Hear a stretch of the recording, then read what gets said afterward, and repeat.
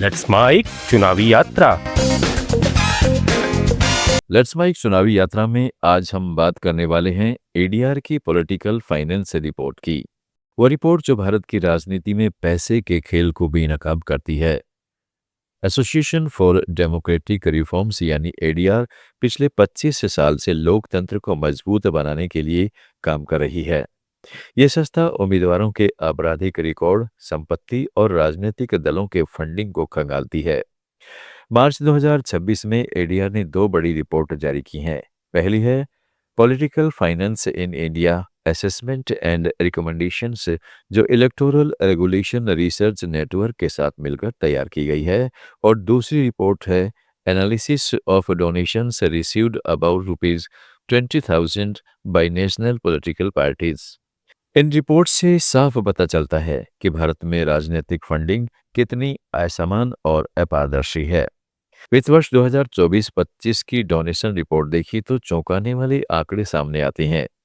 राष्ट्रीय दलों को 20,000 रुपए से अधिक के कुल 11,343 डोनेशंस में 6,648.563 करोड़ रुपए मिले। इसमें बीजेपी को अकेले 6,074.015 करोड़ रुपए मिले, जो 91% से ज्यादा है। कांग्रेस को 517.394 करोड़, आपको 27 करोड़ के आसपास, जबकि बीएसपी ने 19 साल से लगातार ये दावा किया है कि उसे 20,000 से ऊपर कोई डोनेशन नहीं मिला। बीजेपी की डोनेशन से पिछले साल के मुकाबले 171% बढ़ी, जबकि कुल डोनेशंस में 161% का उछाल आया। कॉरपोरेट डोनेशंस की बात करें तो ये और भी रोचक है। कुल डोनेशंस में 92.18% यानी 6,128.787 करोड़ रुपए कॉरपोरेट से आए। बीजेपी को कॉरपोरेट से 5,717 करोड़ रुपए मिले, जो अन्य सभी राष्ट्रीय दलों के कुल कॉरपोरेट फंड से 13 गुना ज्यादा है। कांग्रेस को 338.86 करोड़ कॉरपोरेट से मिले।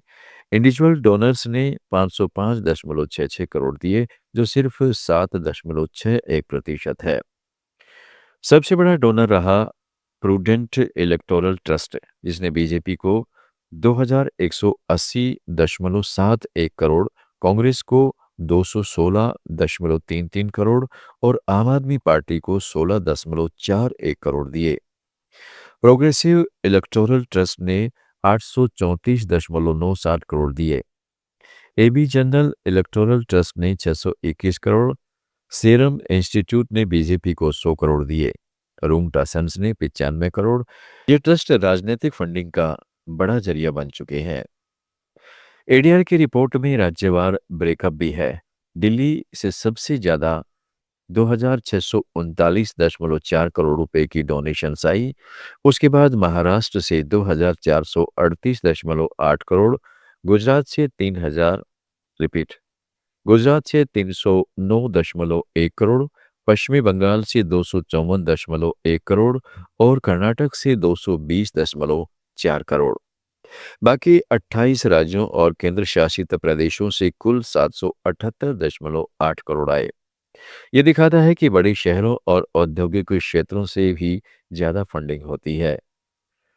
अब बात करते हैं एडीआर की दूसरी report, political finance in India assessment and recommendations की, जो 10 मार्च 2026 को जारी हुई।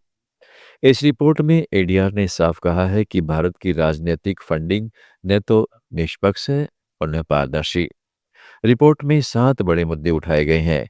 मनी और मसल पावर का दबदबा, पार्टियों में आंतरिक लोकतंत्र की कमी, चुनाव आयोग के नियमों को कानूनी दर्जा न होना, डिफॉल्ट करने वाली पार्टियों को डीरजिस्टर करने की ईसी की ताकत न होना, आरटीआई से बचना, उम्मीदवारों द्वारा कानून तोड़ना और सुधारों की राजनीतिक इच्छा शक्ति की कमी।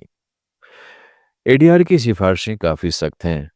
इसने कहा है कि एक व्यापक पॉलिटिकल पार्टीज लॉ बनाए जाएं, जिसमें फाइनेंस, आंतरिक लोकतंत्र और लीडरशिप की जवाबदेही शामिल हो। पार्टियों को आरटीआई के दायरे में लाया जाए, प्राइवेट डोनेशंस पर सीमा लगाई जाए और चुनाव आयोग को ज्यादा पावर दी जाए कि वो गलत जानकारी देने वाली पार्टियों को सजा दे सकें या डी रजिस्टर कर सकें। रिपोर्ट में कहा गया है कि बिना सुधार के लोकतंत्र में पैसे का प्रभाव बढ़ता जाएगा और आम आदमी की आवाज दबती जाएगी। दोस्तों, ये रिपोर्ट्स सिर्फ आंकड़े नहीं बल्कि सिस्टम की खामियों को उजागर करती हैं। चुनावी बॉन्ड स्कीम खत्म होने के बाद भी फंडिंग में पारदर्शिता नहीं आई। अनोनिमस डोनेशन से अभी भी समस्या है। एडीआर कहता है कि 20,000 रुपए से ऊपर की हर डोनेशन पर पैन डिटेल्स अनिवार्य हो और अधूरी रिपोर्ट्स को इलेक्शन कमीशन वापस कर दे। अब इन रिपोर्ट्स का ताज़ा विधानसभा चुनाव से क्या कनेक्शन है? असम, केरल, तमिलनाडु, पश्चिम बंगाल और पुडुचेरी में चुनाव हो रहे हैं। एडीआर ने इन राज्यों के उम्मीदवारों की अलग रिपोर्ट्स भी जारी की है। पुडुचेरी में 23% उम्मीदवारों पर क्रिमिनल केस हैं और 41% उम्मीदवार करोड़पति हैं।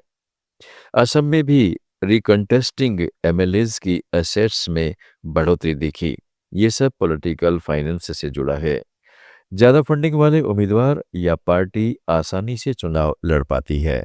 कॉरपोरेट फंडिंग बढ़ने से क्रोनी कैपिटलिज्म का खतरा बढ़ता है, जहां बड़े डोनर्स को फायदे मिलते हैं। मतदाताओं को ये रिपोर्ट्स पढ़नी चाहिए। वहां आप देख सकते हैं कि कौन सी पार्टी कितना फंड जुटा रही है, किस ट्रस्ट से कितना आया और उम्मीदवारों का बैकग्राउंड क्या है। राजनीतिक फंडिंग का मुद्दा सिर्फ पैसे का नहीं बल्कि लोकतंत्र की आत्मा का है। अगर फंडिंग पारदर्शी नहीं होगी तो फैसले आम लोगों के हित में नहीं होंगे। एडीआर की रिपोर्ट्स हमें याद दिलाती है कि सुधार की जरूरत है। आप क्या सोचते हैं? क्या राजनीतिक फंडिंग में और पारदर्शिता लानी चाहिए? कमेंट में जरूर बताएं। अगर आप इन राज्यों में वोटर हैं तो अपने उम्मीदवार का हल्फनामा चेक करें। लेट्स माइक की चुनावी यात्रा जारी रहेगी। जुड़े रहिएगा लेट्स माइक के साथ। आप सुन रहे थे let's mic more than radio. Follow कीजिए हमें हमारे सोशल मीडिया प्लेटफॉर्म्स पर।